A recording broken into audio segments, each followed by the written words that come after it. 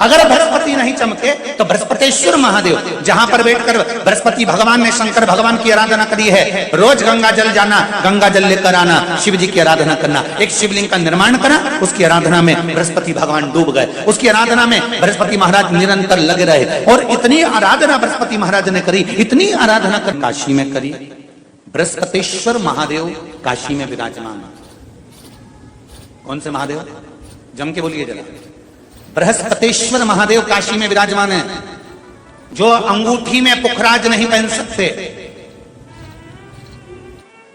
जिनकी भाग्य रेखा उल्टी चल रही हो, बृहस्पति चमक ही नहीं रहा हो, जिस काम में हाथ डालते हैं वो काम पूरा ही नहीं होता हो, तो एक बार काशी जाना, बृहस्पतेश्वर महादेव का स्पर्श करना, उनका अभिषेक पूजन करना, और उनका स्पर्श कर कर एक बेलपत्र ब्राह्मण देवता से मांग कर लेकर जाना कि इन बृहस्पतेश्वर महादेव से मुझे एक बेलपत्र दे दो। तुम्हें पुखराज पहना कि नहीं पहना, हीरा रतन माणिक पहना कि नहीं पहना, वो बेलपत्र इतना चमत्कार कर देगी कि जिंदगी में कभी संपदा की कमी आएगी नहीं। आराधना करी बृहस्पति महाराज ने कि शंकर भगवान सामने प्रकट हो गए। मांगो बृहस्पति, तुमको क्या चाहिए? कुछ नहीं, केवल आपका भजन। नाम रख दिया, तुम्हारा नाम बृहस्पति रहेगा। बृहस्पति भगवान का एक नाम बृहस्पति भी रख दिया, और तुम साधारण नहीं रहोगे। तुमने मेरी आराधना करी है तो देवताओं के गुरु बनकर विराजमान होगे।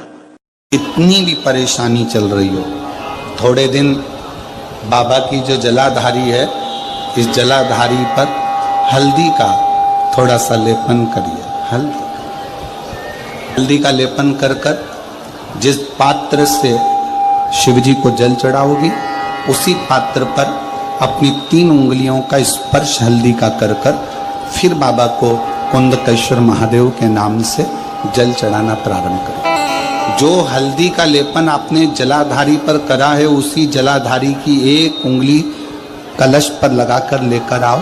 घर के अंदर जब प्रवेश करो या व्यापार में प्रवेश करो, तो जो कलश पर हल्दी लगाकर लाए हो, वही दरवाजे के ऊपर थोड़ी सी मात्रा में कुंदकेश्वर महादेव के नाम से लगाना प्रारंभ कर दो। कैसी भी चिंता हो, 7 से 8 दिन में वो चिंता समाप्त होगी। पूजा में 2 चीजों का होना बहुत जरूरी है, बहुत ध्यान देना। एक, जब कोई भी विद्वान ब्राह्मण आपके घर में पूजन कराने आते हैं, कोई भी विद्वान ब्राह्मण जब आपके घर में पूजन करते हैं, कोई विद्वान ब्राह्मण जब आपके घर में पूजन करने के लिए आते हैं, पूजन कराते हैं, सबसे पहले दीप प्रज्वलित करते हैं। क्या प्रज्वलित करते हैं? दीप। आप भगवान के मंदिर में जब पूजन करें, आप जब अपने घर में भगवान की जब पूजन करें, तो आप स्तुति, पाठ, मंत्र, साधना, जप, अनुष्ठान सब बाद में, सबसे पहले एक दीप प्रज्वलित करें। पूजन में दीपक होना बहुत जरूरी है। और दूसरा है, ऐसी कोई पूजन नहीं जिसमें महादेव नहीं। अगर जिस पूजन में शंकर नहीं होंगे, वो पूजन कोई देवता स्वीकार नहीं करता, कोई देवता स्वीकार नहीं करेगा, उस पूजन का कोई फल नहीं जिसमें शिव नहीं है। अब अभी तक 2 भार इंद्र के पास में थे, बहुत ध्यान देकर समझना ये नवग्रह कथा को। 2 भार थे इंद्र के पास। इन कौन से पद थे? जम के बोलो जरा। पहला पद देवराज इंद्र का, दूसरा पद देवगुरु, देवगुरु का पद भी इंद्र के पास में था, और देवराज का पद भी इंद्र के पास में था। ये 2 पद जब होता है साधारण भाषा में, आप ले लीजिए, किसी के पास में अध्यक्ष का पद भी है, किसी के पास में और कहीं का पद भी है, 2-3 पद उसके पास में विराजमान है, तो उसके पास में 2-3 पद अगर विराजमान है, तो फिर उससे अगर एक पद ले लिया जाता है तो उसको अहंकार आ जाता है, उसको गुस्सा आ जाता है कि बताओ, अभी तक तो मुझे पूछा जा रहा था, अब तुम तो वो पद पे भी जान दो। जैसे तुम किसी कुर्सी पर बैठे हो, कथा सुन रहे हो, और इतने में कोई रिश्तेदार बाहेती जी का आ गया, और तुम बढ़िया आराम से बैठे थे, और बैठे बैठे इतने में बाहेती परिवार से कोई आया और उसने तुमको उठाया, प्लीज थोड़ा सा, और तुम्हें उठाकर दूसरी जगह बिठा दिया, और उन्होंने अपने वाले को कुर्सी पर बिठा दिया। अब बोलो, जो उठा, जिसको उठाया जाता है, उसका भगोने जैसा मुंडा हुआ कि नहीं हुआ? अरे बोलो तो। अपन दूर कथा नहीं जाते, कथा अपने ऊपर लेके चलो कि अपन कैसे समझें इस कथा को। बहुत अगर गहन तत्व की कथा सुनेंगे तो समझ में आएगी नहीं। यहां से सुनी, यहां से निकाल दी, बच्ची कुछ ऊपर से निकल गई, और मालूम पड़े थोड़ी देर बाद माताएं कुर्सी पे बैठी बैठी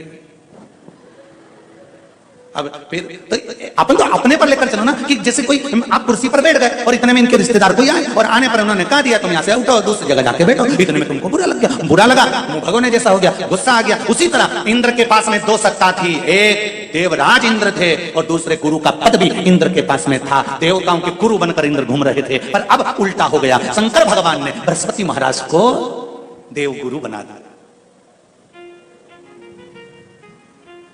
अब जैसे देवगुरु बनाया तो इनका इंद्रदेव का मुंह, अरे वो बोलो तो तुम, भगोड़ ऐसा हो गया, कुर्सी उतरी कि मुंह भगोड़ा, तो गुस्सा तो गुस्सा।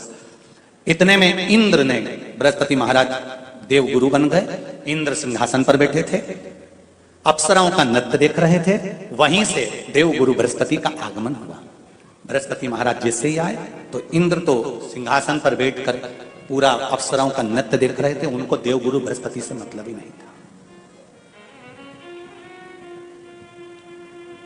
कोई स्थान नहीं, कोई सम्मान नहीं, कोई आदर नहीं, कोई आदर नहीं। जिसको घर के बड़े बुजुर्ग सम्मान देते हैं, घर के बच्चों का भी फर्ज है कि उसका सम्मान बच्चे करें। सही है कि गलत है? घर के बुजुर्ग उसको सम्मान दे रहे हैं ना, घर के बड़े उसका सम्मान कर रहे हैं ना, तो घर के बच्चे कहते हैं नहीं वो तो हमारे लिए गलत सोचता है, हमेशा हमारे लिए अपशब्द बोलता है, हमेशा आड़ा टेढ़ा बोलता है। तो घर के बुजुर्ग कहते हैं तुम्हें क्या करना है, जब हम सम्मान दे रहे हैं तो तुम भी दो, हम आदर कर रहे हैं तो तुम भी करो। बृहस्पति महाराज का सम्मान नहीं हुआ, बृहस्पति महाराज वहां से उठकर चले गए, बोले नहीं। जो समझदार होता है वो तुरंत कह देता है कोई बात नहीं, मैं चले जाता हूं, कोई मुख पर क्रोध नहीं, कोई चिड़चिड़ प्रवृत्ति नहीं, कोई अपशब्द नहीं।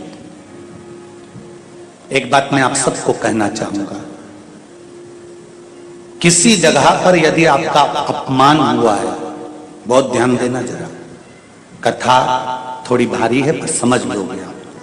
किसी जगह पर यदि आपका अपमान हुआ है तो आप भगवान शंकर को धन्यवाद देना कि मैंने पूर्व में किसी का अपमान करा होगा तो मेरा हिसाब आपने इतनी जल्दी बराबर कर दिया है, इतनी जल्दी बराबर कर दिया।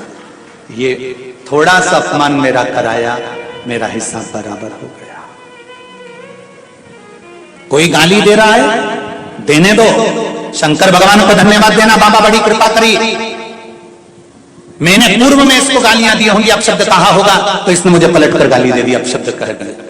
ये तेरी कृपा है, ये तेरी दया, और जब तक तेरी करुणा, तेरी कृपा, तेरी दया नहीं हो तब तक कुछ हो ही नहीं सकता। तेरी कृपा,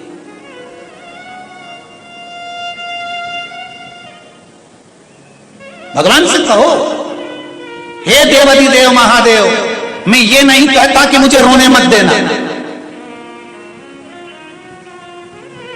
क्योंकि कर्म का भोग तो मुझे भोगना पड़ेगा। देवाधिदेव महादेव से कहो हे देवाधिदेव महादेव, मैं ये नहीं कहता कि मुझे रोने मत देना, पर इतना जरूर कहता हूं तेरे सिवा किसी दूसरे के आगे झुकने मत देना, बस इतनी कृपा कर। तुमसे पूछे कि सत्यनारायण जी की कथा कहां से निकली है तो आप बता सकते हो स्कंद पुराण से निकली है। स्कंद पुराण में सत्यनारायण भगवान का चरित्र वर्णन किया गया।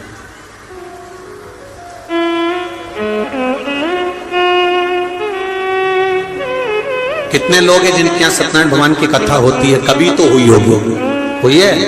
चलो रखो। सत्यनारायण भगवान की कथा कौन सी है? पंडित जी जब भी कथा सुनाते हैं उसमें 5 अध्याय सुनाते हैं। बोलो। पहला अध्याय सुनाया, एक ब्राह्मण के घर पर एक लक्कड़हारे ने कथा सुनी। बोलो सही है कि गलत है? दूसरा अध्याय, फिर कथा सुनकर उसने कथा सुनी। फिर तीसरा अध्याय, उसने कथा सुनकर उसने कथा सुनी। फिर चौथा अध्याय, उसने कथा सुनी और उसने कथा सुनी। पर वो कथा थी कौन सी? जो सत्यनारायण जी की थी, जो सबने सुनी, पर आज तक वो 5 अध्याय में नहीं आई। तो वो कथा कौन सी थी? तो कोई तुमसे पूछे तो कह देना शंकर भगवान को जानने के लिए ब्रह्मा और विष्णु ने ढूंढना प्रारंभ करा।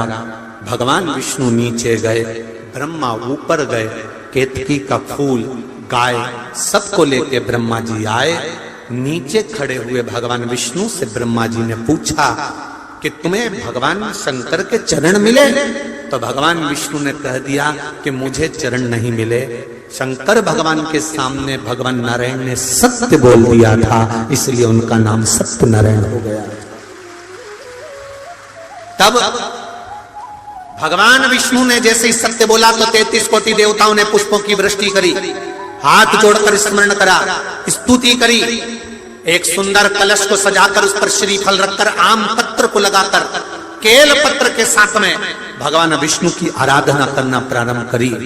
और भगवान विष्णु की जब आराधना करी तो यही आराधना जब करना प्रारंभ करे तब उनको कदली फल मेवा का भोग लगाया, क्योंकि तुमने सत्य बोला है। सत्य बोलने वाले की पूजन संसार में होती रही है, इसलिए भगवान नारायण की उस दिन से पूजन प्रारंभ हो गई। अब कोई तुमसे पूछे कि सत्यनारायण जी की कथा कौन सी थी, तो तुम बता देना कि कथा ये थी, और वो 5 अध्याय तो कथा के क्रम के। आपने जितनी बार भी सत्यनारायण जी की कथा सुनी होगी उसमें बताया होगा उन्होंने कथा करवाई तो उन्होंने कथा करवाई तो उन्होंने कथा करवाई। वो कथा कौन सी थी? वो कथा ये। अब भगवान विष्णु ने ब्रह्मा जी से पूछा, आपको भगवान शंकर का सिर मिला? हाँ। आकाशवाणी हो गई शिवलिंग में से, ये ब्रह्मा झूठ बोल रहा है। दुनिया के सारे मंदिर में, दुनिया की सारी भूमि पर, दुनिया की सारी जगह पर जाकर झूठ बोलोगे चल जाएगा, पर शंकर भगवान के सामने झूठ बोलोगे तो जिंदगी नरक जैसी निकल जाएगी, पूरी जिंदगी। ये अदालत, ये पंचायत, ये पंच, ये तो सब बाद में बने। इससे पहले तो गांव के लोग निर्णय कराने के लिए शंकर जी के मंदिर लेके जाते थे। बोलो रे, जितने बैठे हो पुराने, सबको मालूम होगा। जरा सा कोई काम बिगड़ा, चल शंकर जी के मंदिर में उठा गंगा जली और कह दे कि तूने ऐसा नहीं करा। ना पहले पंचायत होती थी, ना पहले अदालत होती थी, ना कोई निर्णायक मंडल होता था, केवल एक निर्णय होता था, शंकर जी के मंदिर में ले जाकर खड़ा कर देते थे और उठा गंगा जली और कह दे तूने ये नहीं करा। कारण क्या था? क्योंकि स्कंद पुराण, शिव पुराण, गर्ग संहिता, लिंग पुराण, नर्मदा पुराण, पद्म पुराण, सारी पुराण एक बात कहती है कि दुनिया में कहीं पर भी झूठ बोल लो, पर शंकर के द्वार पर झूठ मत बोलना। शिव के द्वार पर झूठ बोला तो जिंदगी नरक हो जाएगी। ब्रह्मा जी ने शंकर जी के सामने झूठ बोल दिया। और क्या झूठ बोला? कि मुझे शिव जी का सिर मिल गया। ब्रह्मा जी ने जैसे बोला तो शंकर भगवान ने कहा ब्रह्मा तुम झूठ बोल रहे हो। ब्रह्मा जी ने बात स्वीकार नहीं करी। ना मानो तो केतकी के फूल से पूछो। केतकी के फूल से शंकर भगवान के सामने भगवान विष्णु ने पूछा, बोल केतकी, क्या ब्रह्मा जी को सिर मिला है? शंकर भगवान का। केतकी के फूल ने कहा, ब्रह्मा जी ने तो सिर का दर्शन कब से कर लिया था। केतकी के फूल ने भी झूठ बोल दिया। शंकर भगवान की आकाशवाणी हुई, हे केतकी के फूल, हे केतकी के पुष्प, मैं तुझे श्राप देता हूं, सारे देवताओं पर तू चढ़ेगा पर शंकर भगवान पर कभी नहीं चढ़ेगा। अगर भूल से भी चढ़ गया तो 1000 गौ हत्या के बराबर दोष लग जाएगा। केतकी का फूल सारे देवताओं पर चढ़ता है पर भगवान देवाधिदेव महादेव पर कभी नहीं। उंगलियां खींचने के बाद दो उंगलियां खींचने के बाद एक उंगली का चंदन नीचे जब तीसरी उंगली से आता है तो हम नीचे, कितने भी नीचे अगर खड्डे में भी जा रहे हैं और कर्जे में भी जा रहे हैं, नीचे की उंगली अगर हमने बाद में लगाई है तो हमें ऊपर उन्नति की सीढ़ी पर महादेव चढ़ा ही देता है। ये निश्चितता है त्रिपुंड लगाने की, ये त्रिपुंड लगाने की निश्चितता है हमारी। शिव जी का एक नाम है निर्मलेश्वर महादेव। फिर से बोलो, निर्मलेश्वर महादेव। जब कोई हमको कष्ट देने का प्रयास करता है या हमको तकलीफ देता है या हमको दुख देता है या ऐसा लगता है कि कोई हमें तंग कर रहा है, बहुत दिनों से मेरा ये काम होना था, बहुत दिनों से ये फाइल पड़ी है, उस पर सिग्नेचर होना था, वो फाइल आगे नहीं बढ़ रही, उस फाइल को आगे बढ़ना था या काम होना था, और कोई अड़चन मेरी जिंदगी में जरूर आ रही है, उस जगह पर निर्मलेश्वर महादेव का पूजन कार्य आता है। अब उसको करने के लिए अपने को कोई बहुत बड़ा मंडल नहीं बनाना है, हमें बहुत बड़ा कोई बहुत दिखावा नहीं करना है। केवल 5 वृक्ष की पत्ती को, कितने वृक्ष? बस 5 वृक्ष की पत्ती और एक श्वेत पुष्प, सफेद कलर का पुष्प अशोक सुंदरी वाली जगह पर लगाकर चढ़ा देता है। बस निर्मलेश्वर महादेव का नाम लेकर जब चढ़ाया तो कार्य सफलता की ओर अग्रसर हुआ। वो निर्मलेश्वर महादेव।